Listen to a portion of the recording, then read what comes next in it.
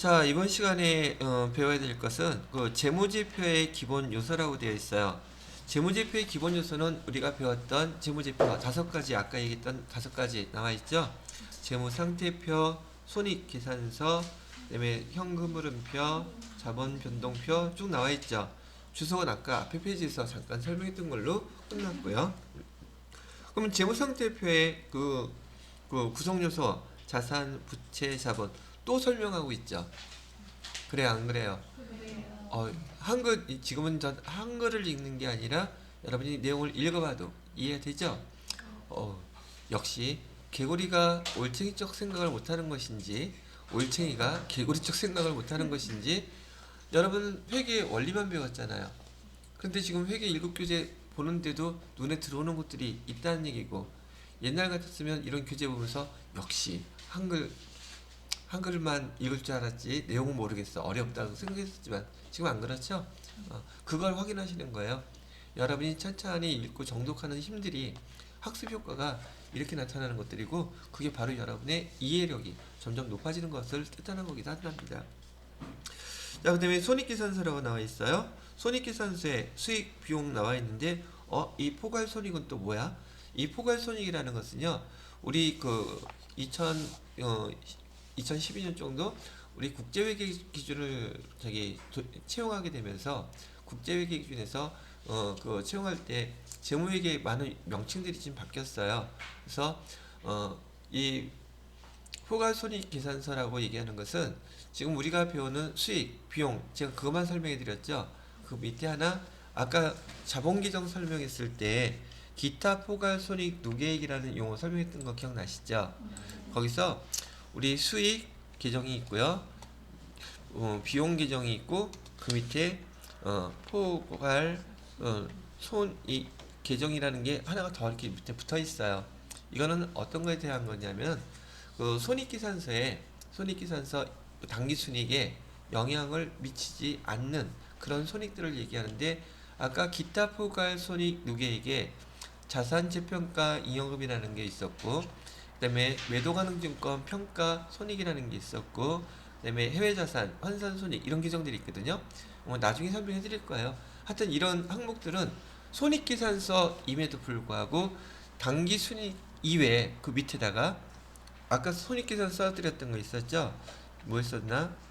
또 쓰기는 싫고 당기 순이익 이익이 계산된 밑에 여기 이거 포괄 손익이라는 항목들 그 세 개에 관련된 것들이 있거든요. 그걸 별도로 이렇게 표시하게끔 되어 있어요. 근데 여러분들한테는 이 포괄 손익까지 해당 사항이 지금 없단 말이죠. 그래서 손익계산서 쓸 때에도 그 국제회계 기준에 따라서 앞에 포괄자를 써 붙이고 해당되는 회사도 있을 테니까 그다음에 손익계산서 이렇게 쓰게 돼 있어요. 그럼 여러분들은 앞에 포괄자가 빠져 있는 손익계산서만 지금 배우시는 거고요. 이 손익계산서는 기업회계 기준에 의해서 이 손익계산서를 지금 배우시는 거 있는 거예요. 포괄 손익계산서는 언제 배우느냐고요? 포괄 손익계산서는 이렇게 다 쓰려고 한다면 얘는 국제회계 정식 명칭을 써드릴게요. 한국 채택 국제회계 기준이라 해서 서점에 가보시게 되면은 이런 한국 채택 국제회계 기준 이런 용어 교재 써 있고요. 또는 이렇게도 써 있어. KIFRS 적용 뭐 교재 뭐 이렇게 써 있거든요. 이 국제회계 기준을 얘기해요. 그럼 KIFRS라는 게 무슨 뜻이냐면 이니셜로 앞에 것만 딴 건데 첫 번째는 코리아예요. 한국에서 그렇죠? 한국에서 한국 채택 이란 뜻이고요. 한국에서 얘를 받아들였다는 뜻이에요. 그 다음에 I는요 인터내셔널 얘는 국제라는 뜻이고요. 그 다음에 F는요 파이낸셜 이긴 재무회계를 뜻해요. 재무회계. 그다음에 R은 리포팅. 얘는 보고라는 뜻이에요. 그다음에 S는요.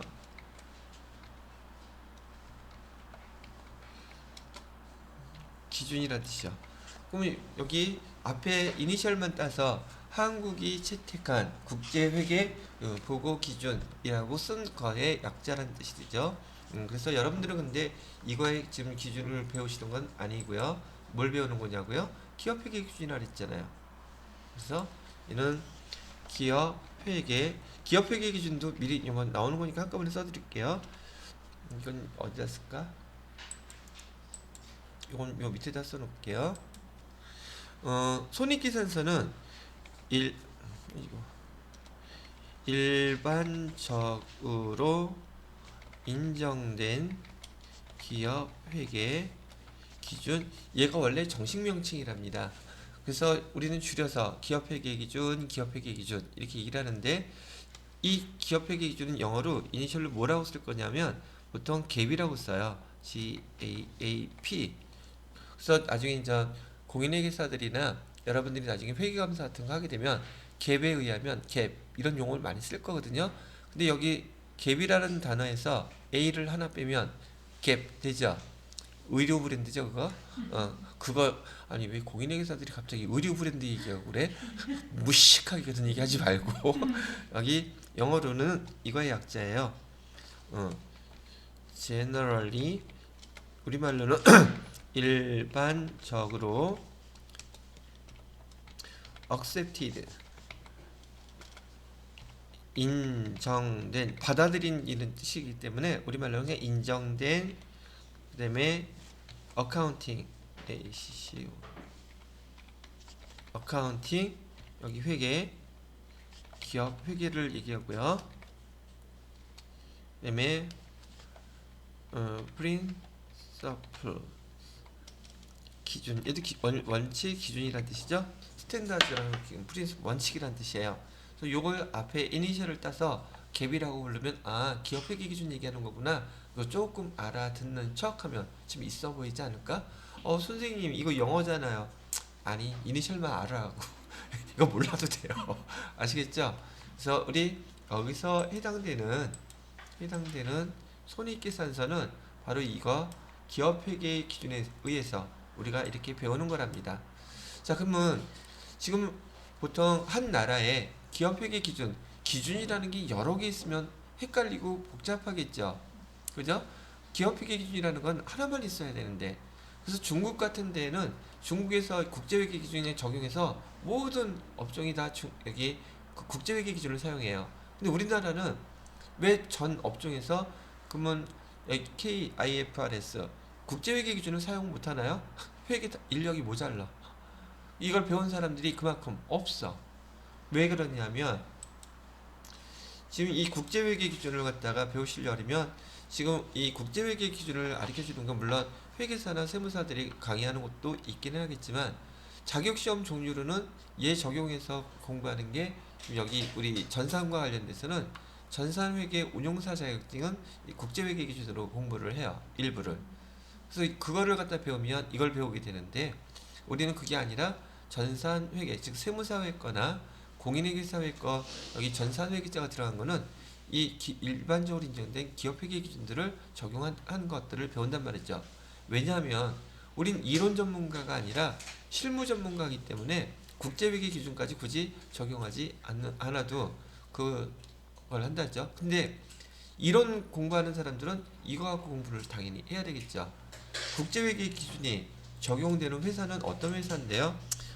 기본적으로 상장되어 있는 주식회사들 있죠. 증권거래소에서 상장돼서 거래가 되는 회사, 기업들인데 우리나라에 상장된 기업이 한 2천여 개 돼요. 그러면 제가 매일 보는 그 회사들 있잖아요. 2천여 개 회사가 거기 지금 있는 건데 그 중에서 일부를 제가 보는 거고요. 2천여 개가 되는데 이 상장되어 있는 기업들은 국제회계 기준에 의해서 재무회계를 처리하게 돼 있어요.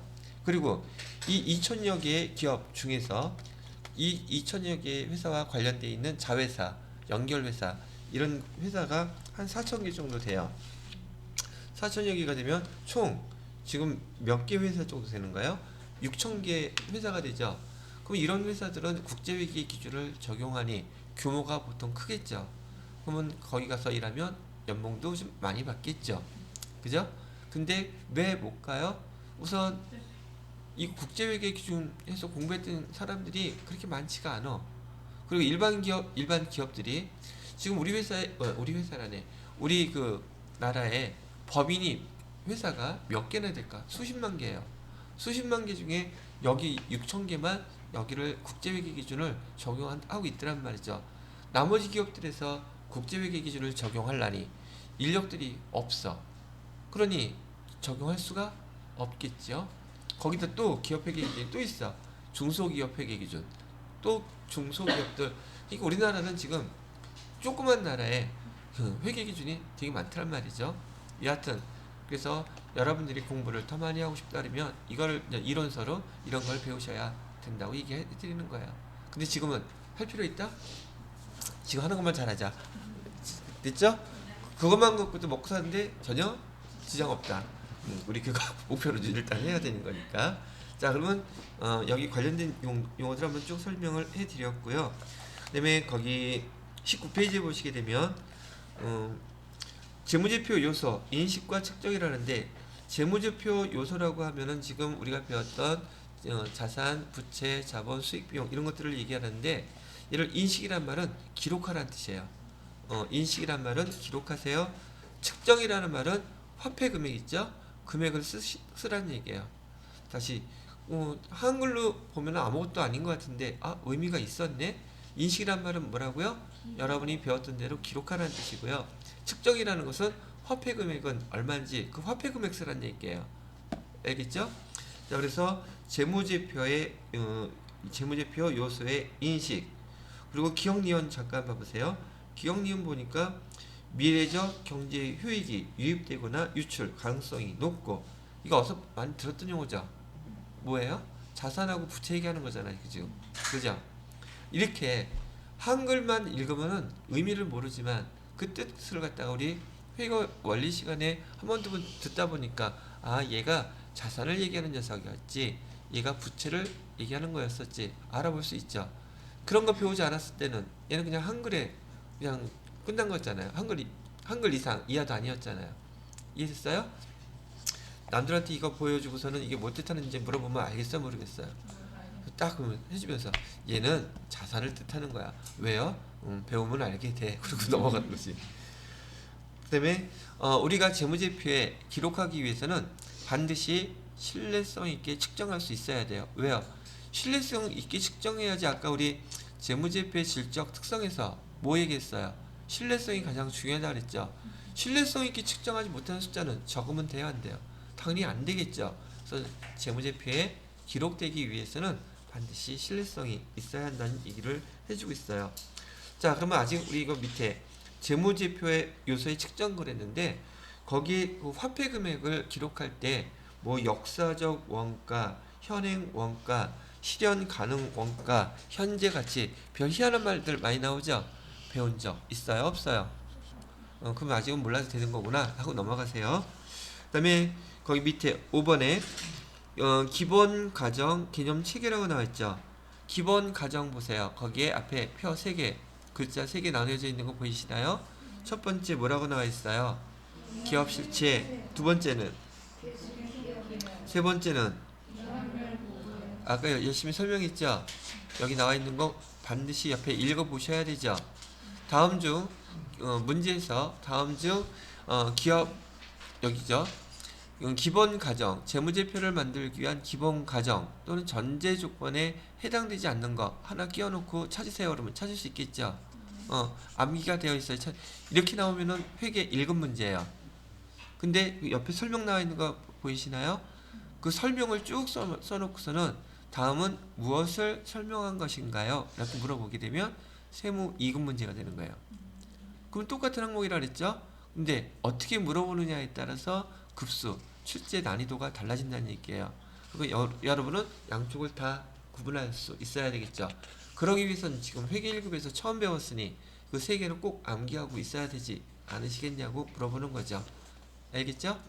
자, 그 다음 페이지로 넘어가겠습니다.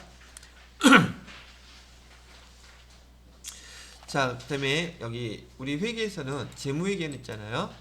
여기 재무회계는 발생주의로 기록합니다. 뭐라고요?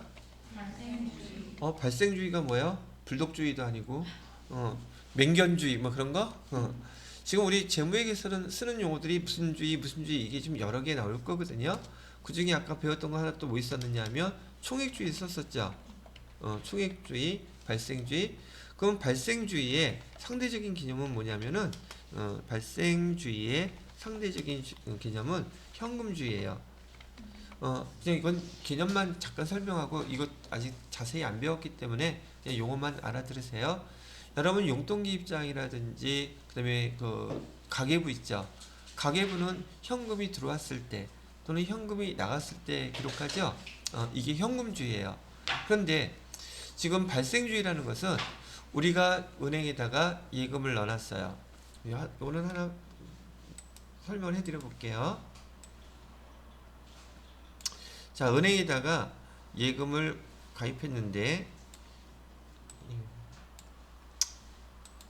날짜는 오늘 2021년 오늘 며칠? 4월이죠. 4월 1일이라고 가정을 할게요. 그럼 보통 우리 예금에 가입하면 만기가 1년이라고 보통 많이 보죠. 그래서 얘 만기는 2021년 3월 31일이 되겠죠. 자, 이렇게 됐는데 같은 이런 날은 있으면 안 되겠죠.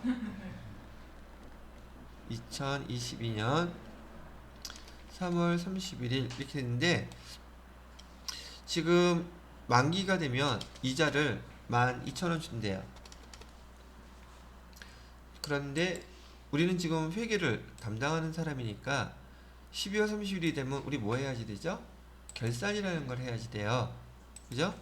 12월 31일 날 결산을 해야 되는데 지금 1년 동안 이자가 12,000원 준다고 얘기했다면 한 달에 이자가 얼마 꼴이에요? 1년 후에 12,000원 저기 이자 준대요. 그럼 한 달마다 얼마 꼴이 되느냐고요? 1,000원 꼴이 되죠. 근데 여기 4월 달부터 지금 여기 12월 달까지 몇 개월이죠? 손가락으로 해보시면 자, 4월부터 12월까지 손가락으로 세를 내요. 앞에 있는 1, 2, 3을 뺄래요. 어떤 게 말라? 그거는 나는 운동을 해야 돼. 운동이 필요해. 그러면은 4월부터 쉬시고 나는 귀찮아. 그럼 앞에 걸 빼세요. 여기 9개월이 지났죠. 9개월이 지났을 때 12월 31일 시점에서 우리가 이자를 받을까 못 받을까? 9개월치? 은행 예금 가입 안 해보셨죠? 언제 받아요? 만기가 됐을 때 받잖아. 그죠? 근데 우리 재무회계에서는요, 현금을 만기가 돼서 아직 만기가 안 됐으니까 못 받았지만 9개월이 지났다는 것은 우리가 이자 수익 9,000원을 받을 수 있는 권리가 생겼다고 보는 거죠.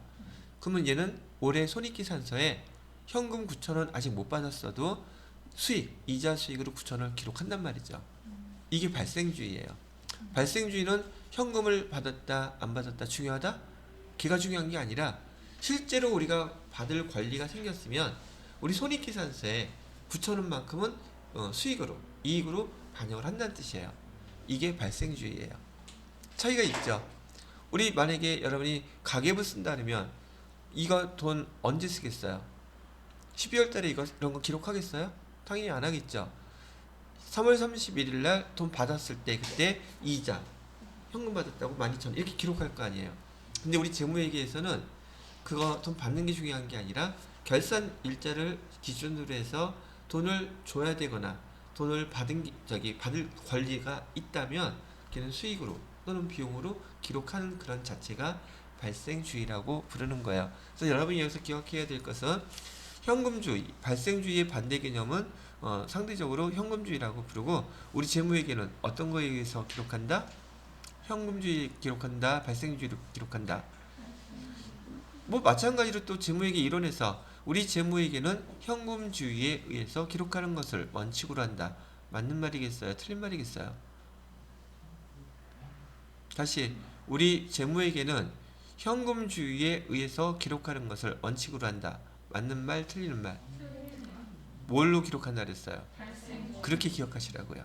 아시겠죠? 오케이.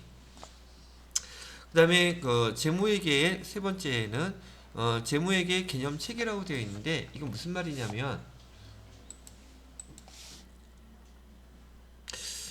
여기다 써놓을게요. 이건 듣기만 하세요. 개념 체계. 지금 우리가 재무회계를 배우고 있는데요. 우리 재무회계 담당자들은 지금 회계를 감사하는 사람이 됐던, 기록하는 사람이 됐던, 가리키는 사람이 됐던 기업회계 기준에 의해서 하라 그랬었죠. 근데 지금 우리가 산업이 자꾸만 발달하다 보니까 지금 그 기업회계 기준에도 없는 그런 현상들이 벌어질 수가 있다는 얘기예요. 뭐 예를 들어서 국가에서도 헤매고 있는 비트코인 얘를 갖다가 어떻게 처리해야 될까? 여지껏 기존에 있었던 거예요, 그게? 없었던 거죠. 근데 그런 기업회계 기준에 의해서 그런 처리하는 내용들이 만약에 없다면 또는 회계 감사를 하는 공인회계사가 기업회계 기준에 보니까 그런 내용이 없어. 또는 실무 업무를 보는 여러분들이 그런 거 하다 보니까 이거 기록을 갖다 뭐라고 해야 될지 모르겠어. 누구한테 물어봐요? 기업회계 기준에도 없어. 그러면 이 기업회계 기준에 대해서 이 기업회계 기준을 여기 만드는 곳이 있겠죠. 우리 법률은 어디서 만들어요? 국회에서 만들죠. 그죠? 거기가 입법기관이니까 우리 마찬가지 기업회계 기준도 여기 회계 기준원이라는 데가 있어요. 회계 기준원이라는 데서 여기 기업회계 기준을 갖다가 만든단 말이죠. 그러면 모르니까 어떻게 해야 돼? 회계사들도 모르니까 기업회계 기준에 없으니까 여기에 문의해서 물어보겠죠. 지금 이런 상황에 대해서는 이 회사에서 이런 거래가 있는데 이를 어떻게 처리를 하는 것이 좋겠습니까? 라고 물어보겠죠. 그래서 기업회계 기준원에서 그런 경우에는요 이렇게 예를 들어서요 얘를 가나다 라고 처리하세요 라고 알려줬어.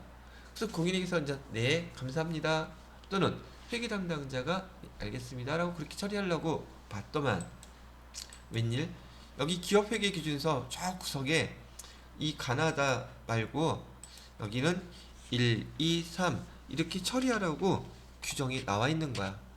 그러면 이 담당자는 여기 회계 기준에서 조언을 받은 대로 이렇게 처리하는 것이 맞을까? 아니면은 기업회계 기준에 있는 1, 2, 3으로 처리하는 게 맞을까? 어떤 게 맞을까? 여기서 아무리 얘기했다 할지라도 여기서 기업회계 기준을 만드는 곳이긴 하지만 기업회계 기준서에 있으면 법에 따르는 게 먼저예요. 이해되셨어요? 개념체계 회계의 개념은 이런 식으로 연결이 되어 있는데 기업회계 기준에 있으면 얘가 상위 개념의 기준을 해서 설명을 해줬다 할지라도 뭐에 따른다? 기업회계 기준에 따른다. 근데 이 설명을 해놨는데 읽어보면 도통 뭔 말인지 이런 상황이 되지 않겠느냐는 거죠. 그럼 지금 제가 한 30초 드릴 테니까 거기 재무회계 개념체계 천천히 읽어보세요.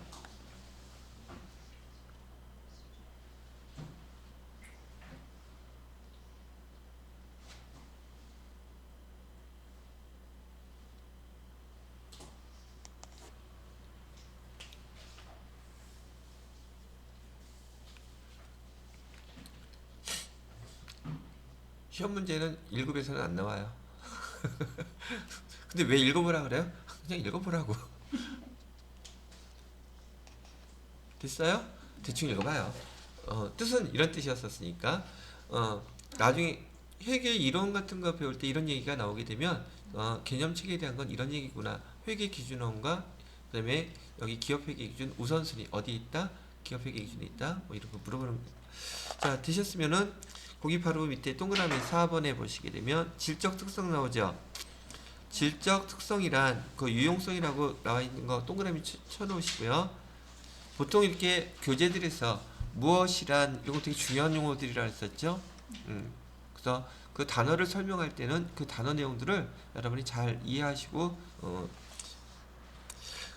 자, 그다음에 거기 팁. 그래서 국제회계 기준에서는 이 질적 특성을 구분하는 게 기업회계 기준하고 좀 달라요. 근데 지금 배우면 헷갈리니까 걔는 통과라고 써놓으세요. 지금 손대지 마세요. 기업회계 기준과 국제회계 기준에서 구분하는 그 유용성이 서로 좀 다르단 말이죠. 나오는 용어가 똑같이 나오기는 하는데 얘 헷갈리니까 얘는 손대지 말고 통과합니다. 그 다음에 거기 첫 번째 기억해 보시게 되면 목적 적합성은 관리회계 질적 특성이었었죠. 그죠? 목적 적합성 밑에 거기 보강적인 질적 특성 세 가지 나와 있는 거 아까 설명해 드렸던 거죠.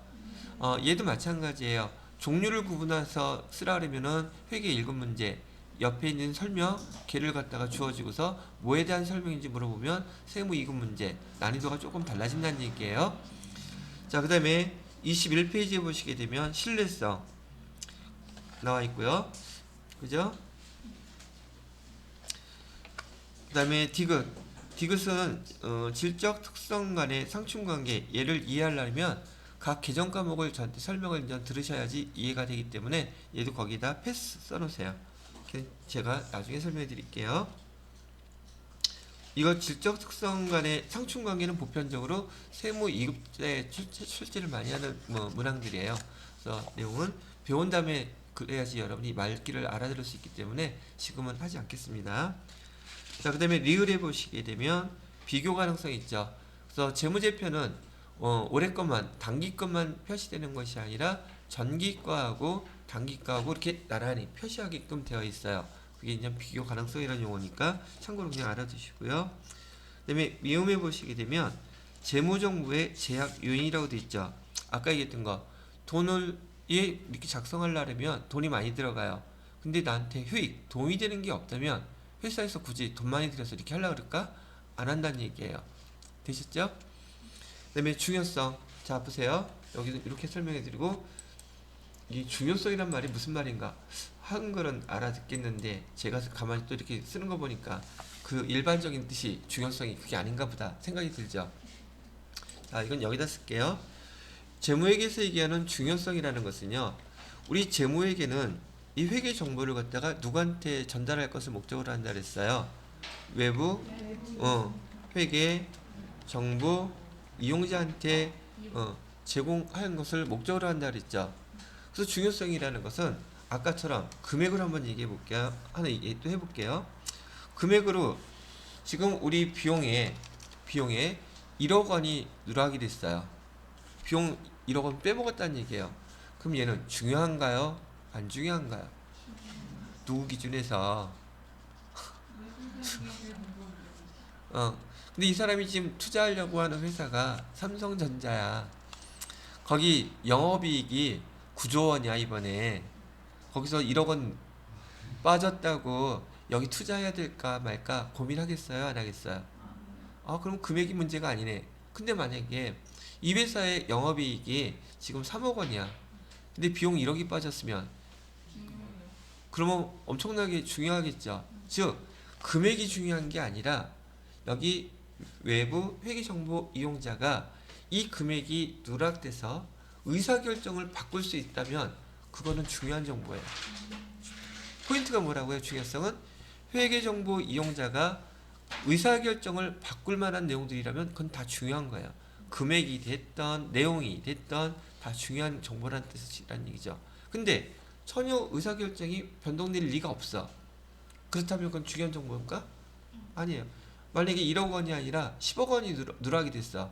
근데 삼성전자에 투자하려는 사람이 지금 6조 원, 9조 원 나오는데 거기서 10억 원 정도 어떻게 이상이 됐다고 이상한 문제가 될 거 있을까? 아니 난 그대로 투자할래. 의사결정이 바뀌지 않죠? 그럼 그 정보는 중요한 정보가 아닌 거예요. 그럼 중요성의 원칙은 여기서는 이걸 중요성의 원칙이라고 부르거든요. 중요성의 원칙은 금액이 아니라 뭐다? 의사결정이 바뀌느냐 안 바뀌느냐. 누구의? 회계정보 이용자의 의사결정에 영향을 주느냐 안 주느냐. 그게 중요한 거예요. 아시겠어요? 아무리 적은 금액이라 할지라도 의사결정에 영향을 준다면 걔는 중요한 정보라고 본다는 얘기예요. 중요성도 한번 읽어보시면 되겠죠? 되셨나요? 아니 되셨나요? 됐어요? 알아들었어요? 자, 22페이지 넘어갑니다. 22페이지에 보시면 회계순환과정 어디서 많이 들었던 거죠? 거래의 식별 보면 이해 가겠죠? 거래의 8요소 알아듣겠죠? 그 다음에 거기 원장, 장부에 대한 것들 나오고 있죠?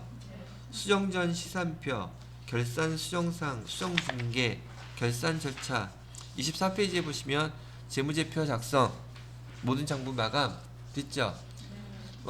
회계 1급에서도 결산 절차는 중요한지라 우린 배운 거 이거 열흘 도 넘게 배웠는데 여기 꼴랑 몇 페이지로 끝나버리네. 그죠? 그걸 다 알고 있다는 전제 조건에서 한번 정리해 놓은 거예요. 이해되셨나요?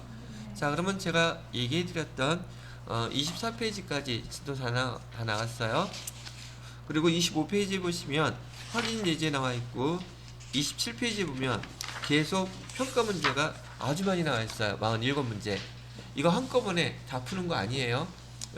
여러분이 계속 계정마다 배울 거니까 여러분이 생각을 가지고서 우선 복습하면서 지금 진도 24페이지까지 한번 쭉 읽어보셔야겠죠. 암기할 사항 있어요? 없어요? 그거 암기하셔야겠죠. 그러고 난 다음에 천천히 모르는 건 그냥 바로바로 넘어가세요. 여러분이 나중에 자격시험 볼 때도 마찬가지예요. 15개의 이론 문제가 나오면 그거 1번부터 풀라고 아둥바둥하지 마시고 1번 문제부터 15번 문제까지 쭉 훑어보면 아는 문제들이 있어요. 정확하게 아는 문제 걔부터 푸는 거예요. 그럼 시간도 절약할 수 있고 점수도 확실하게 체크할 수 있죠. 그런 다음에 바로 그냥 실기 문제 풀고 시간 남으면 와서 다시 푸는 거예요. 무슨 말인지 아시겠죠? 마찬가지예요. 여기 문제들이 아무리 많이 나와 있더라도 내가 문제 읽어보면서 이해 안 되는 문제거나 그것은 바로 넘어가세요. 그리고 처음부터 끝까지 한번 쭉 훑어보고 아는 문제, 풀 수 있는 문제, 또 설명 나온 문제들 있으면 거기 해설 나온 거 있죠? 읽어보고 이해되면 그것 먼저 다 푸는 거예요. 그리고 이해 안 되는 거는 시간 들이지 말고 저한테 질문하시면 되고요. 됐어요? 그렇게 해서 우리 내일부터 여기 이제 각 강론해서 각 계정들 제가 설명해 드릴 텐데 진도 나갈 때 복습 시간 드릴 때 이 앞에 있는 이론 문제는 계속적으로 중요한 거니까 시간 들 때마다 한 문제, 두 문제, 세 문제 천천히 다 풀어보시라는 얘기예요. 아직 안 배운 것도 있으니까. 아시겠죠? 자, 오늘 수업은 여기까지만 합니다. 이거 지울게요.